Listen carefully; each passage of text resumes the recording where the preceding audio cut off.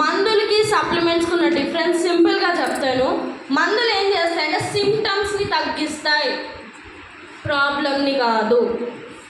మీకు ఏవైతే ఇప్పుడు ఆ ప్రాబ్లం వల్ల పెయిన్ వస్తుంది, పెయిన్ కిల్లర్ వేసుకుంటారు, ఆ పెయిన్ని మాత్రమే తగ్గిస్తుంది, సిమ్టమ్ని మాత్రమే తగ్గిస్తుంది ఇన్స్టెంట్గా.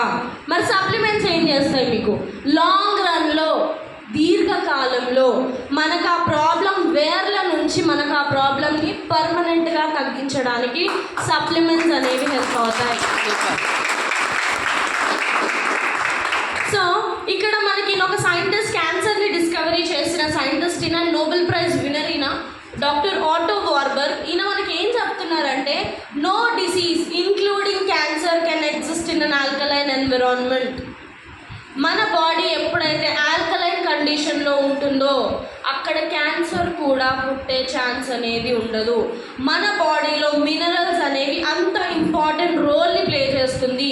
ప్రతి సెల్ వర్క్ అవ్వాలన్నా కూడా మినరల్స్ అనేది అవసరం. So mineral